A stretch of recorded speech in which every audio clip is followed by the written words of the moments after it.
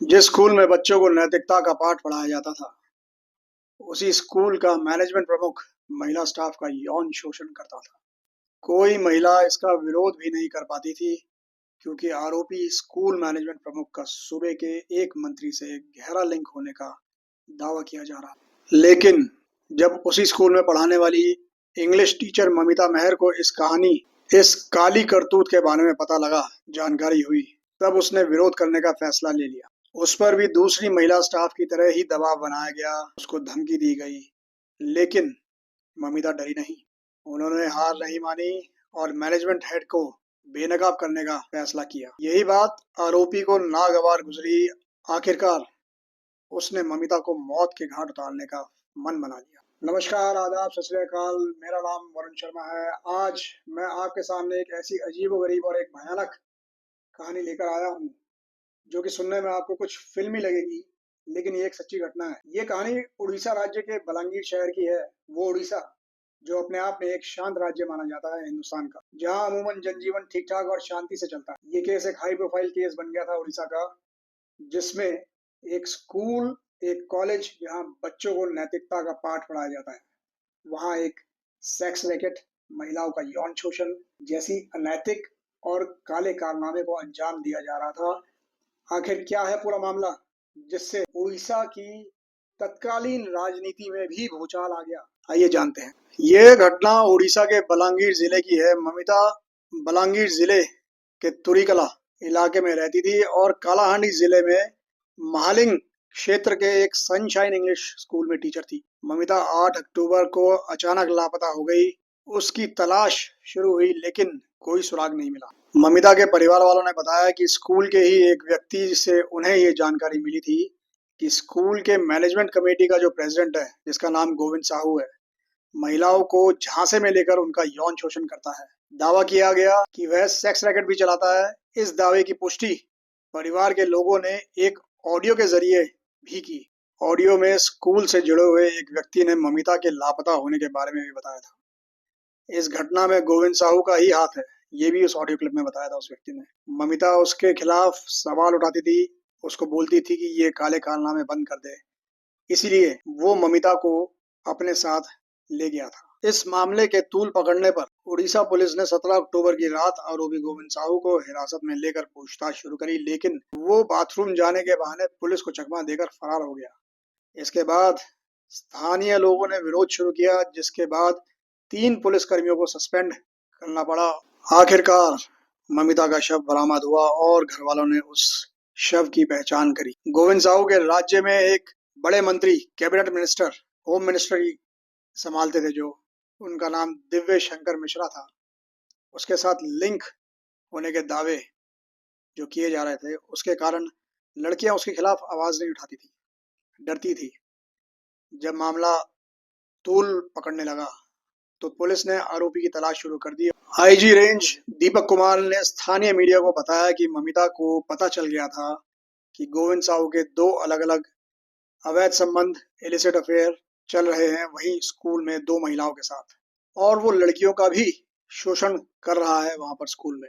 8 अक्टूबर को कुछ जरूरी बात करने के बहाने आरोपी गोविंद साहू ने ममिता को अपनी कार में बैठा लिया और गला घोटकर उसकी हत्या कर दी। इसके बाद अंडर कंस्ट्रक्शन साइट पर 2 लोगों की मदद से शव को ठिकाने लगाने की पूरी कोशिश करी।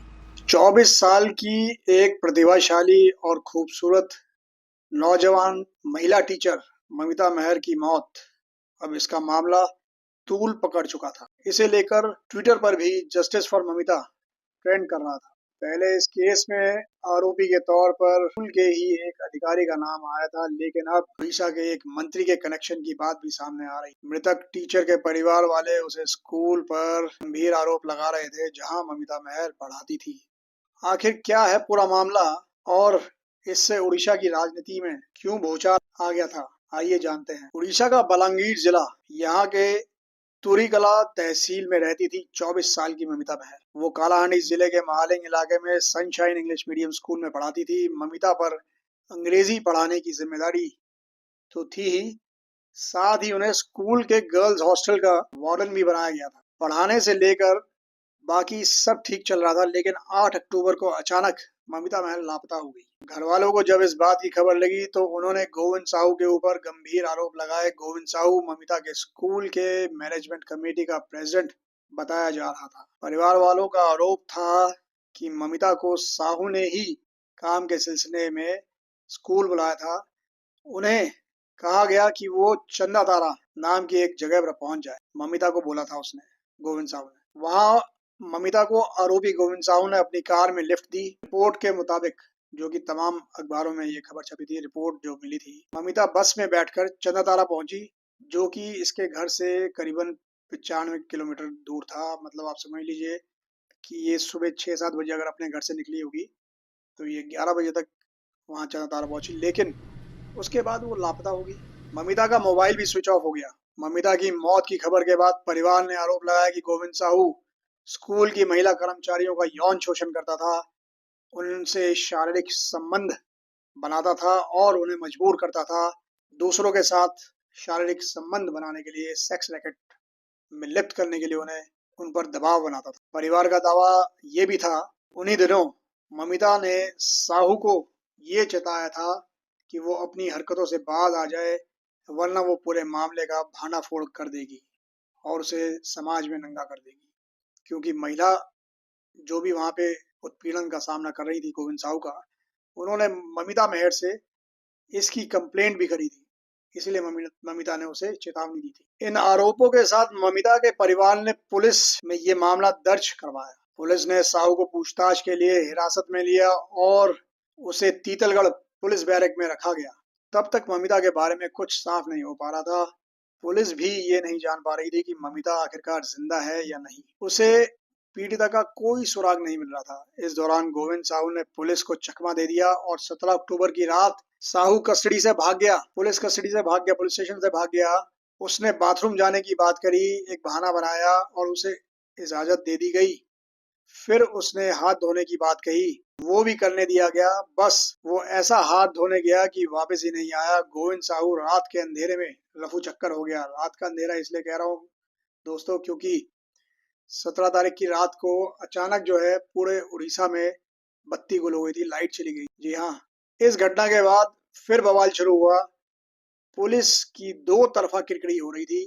एक तो ममिता का पता नहीं लग पा रहा था कि वो कहाँ है, वो जिंदा है या मर चुकी है। दूसरे आरोपी को भी फरार कर दिया गया, ऐसा लोगों ने आरोप लगाया। पुलिस कस्टडी से कैसे भाग सकता है वो। साहू के फरार होने की घटना पर एक्शन लेते हुए बलांगीर के एसपी कौशलकर नितिन दगुड़ू ने 3 कांस्टेबल्स को सस्पेंड कर दिया। इस बीच एक ऑडियो क्लिप सामने आई। इसमें 2 लोग बात करते सुनाई दे रहे थे। इसमें कथित तौर पर ममिता का सहकर्मी जो कि स्कूल में काम करता था और उनका भाई बात कर रहे थे। क्लिप में ममिता का सहकर्मी उसके भाई को बता रहा था कि किस तरह साहू महिला कर्मचारियों का शोषण करता है। वो ये भी बता रहा था कि ममिता को उनके गायब होने से एक दिन पहले किसी आधिकारिक मीटिंग के लिए बुलाया गया था। मंगलवार 19 अक्टूबर को महालिंग आंचलिक कॉलेज परिसर में स्टेडियम कॉम्प्लेक्स बनाने का काम चल रहा था। वो अंडर कंस्ट्रक्शन था वो स्टेडियम। इस दौरान वहां एक युवती का अध जला शव बरामद हुआ। उसके पास से चेन, पायल और पर्स बरामद हुए।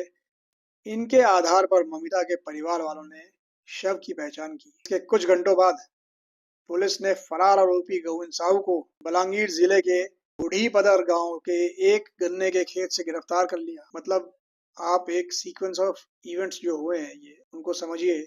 इसमें विपक्षी दल बीजेपी भी शामिल हो गई। मामला राजनीतिक रंग लेता चला गया क्योंकि उस वक्त जेडी, बीजू जनता दल, जिसके सीएम नवीन पटनायक थे, उसकी सरकार चल रही थी।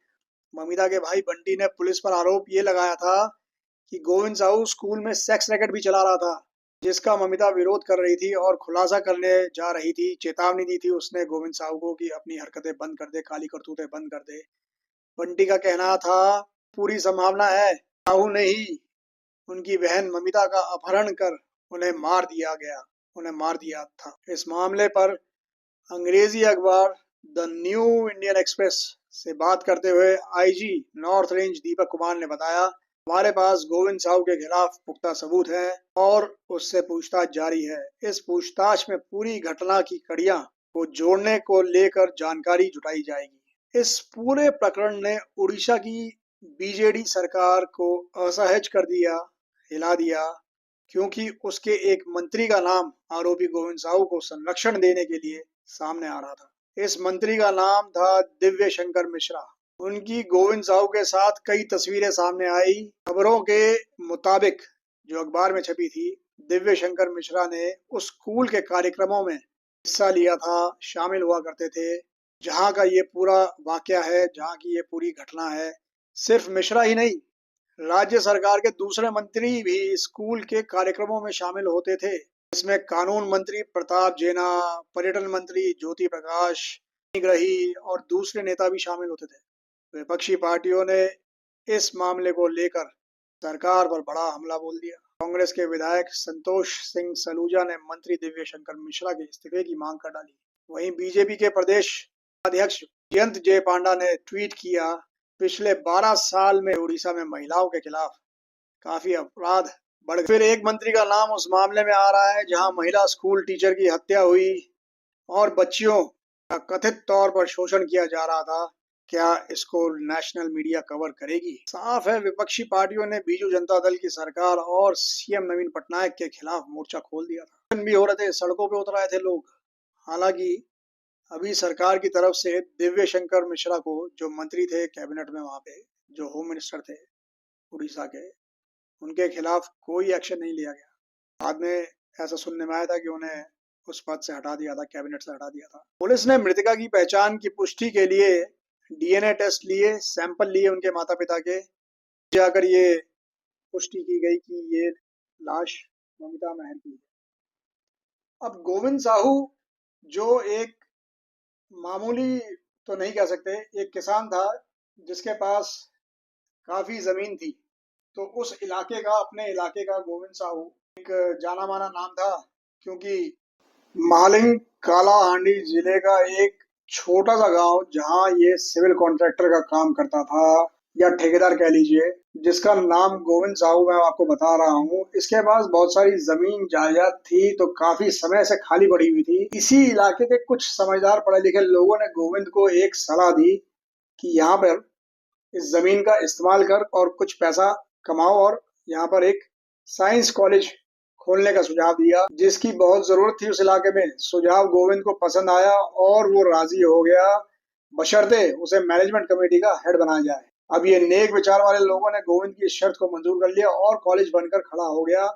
बहुत जल्दी लोकप्रिय भी हो गया ये कॉलेज। अब गोविंद की जो एक मनी माइंडेड नेचर, जो कि एक लालच वाली एक प्रवृत्ति थी, उसको और पैसा कमाना था, इसके लिए उस इंसान ने कॉलेज के बगल में ही एक फीडर इंग्लिश स्कूल खोला था, इंग्लिश मीडियम स्कूल खोला था, जिसका नाम सनशाइन इंग्लिश मीडियम स्कूल रखा गया था।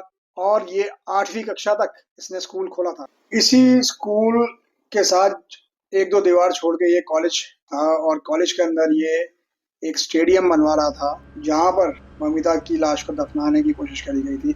मतलब मैं आपको बता रहा हूँ कि ये गोविंद साहू कौन था, तो ये तो आपको पता लग गया। 21 अक्टूबर को मजे की बात देखिए, कुदरत के कानून का फैसला देखिए, या यूं कह लीजिए, लोग लालच में और पैसे की ताकत आते ही अंधे हो जाते हैं। उन्हें ये नहीं मालूम रहता कि शायद कोई ऊपर वाला भी है जो देख रहा है गलत होते हुए, और जिसकी लाठी में आवाज नहीं होती है, वो भी कभी ना कभी जब अति बढ़ जाती है तो कैसे इंसान के करे हुए पाप कर्मों का फल वो देता है, सजा देता है। 21 अक्टूबर को ड्राइवर, गोविंद साहू के ड्राइवर को अरेस्ट कर लिया पुलिस ने। 22 तारीख को गोविंद को क्राइम सीन पर लेके गई पुलिस और पूछा कैसे क्या हुआ। इसका ड्राइवर और जेसीबी का ड्राइवर था, दोनों ही सरकारी गवाह बन गए और गोविंद के खिलाफ गवाही देने को तैयार हो गए, जिसके कारण गोविंद जो है सारी उम्मीदें हार चुका था बचने की, और जो जिस जेल में इसे रखा गया था, उसी जेल में इसने खुद को फांसी लगाकर आत्महत्या कर ली, खुदकुशी कर ली। मजे की बात यह है कि उस बैरक में जहाँ पे इसको रखा गया था, वहाँ पे 60 से 70 लोग थे, ऑलरेडी रहते, और सबके सामने ये घटना कैसे घटी, किसी ने कोई आज तक कोई जवाबदारी नहीं दी है, कोई इसका कोई जवाब नहीं मिल पाया। जबकि इसके लिए भी ह्यूमन राइट्स कमीशन वालों ने सीबीआई की जांच की मांग की थी। तो चलिए, जो था जैसा था हो गया, निपट गया, रफा दफा हो गया, मामला दब गया। क्या आपको लगता है कि क्या थी असली घटना, कौन थे असली कल्प्रेट, गुनहगार इस केस के अंदर? क्या सीबीआई कभी इस मामले की जांच करेगी? क्या आपको और हमको कभी अपराधियों का और कथित लिप्त अपराधियों का पता लग पाएगा कि कौन स्कूल जैसे पवित्र स्थानों पर संस्थानों पर ये गलत काम करते हैं? कब हम निश्चिंत होकर अपने बच्चों को पढ़ने और पढ़ाने के लिए स्कूल जैसी पवित्र संस्थाओं में भेज सकते हैं? कमेंट करके मुझे ज़रूर बताइएगा। आप लोगों के सुझाव ही मुझे एक मार्गदर्शन देते हैं। और बताइएगा कि अगले हफ्ते मैं आपकी सेवा में कौन सी कहानी, खास तौर पर विशेष तौर पर कौन सा सब्जेक्ट लेकर आपके सामने आऊं। तो तब तक के लिए मेरे चैनल को अपराध की कहानी के नाम से जो है उसको लाइक, शेयर और सब्सक्राइब ज़रूर कर दीजिएगा। आपका सपोर्ट मेरे लिए बहुत ज़रूरी है। आप अपना और अपने घर वालों का ख्याल रखिए, सुरक्षित रहिए, सतर्क रहिए, सावधान रहिए। जय हिंद।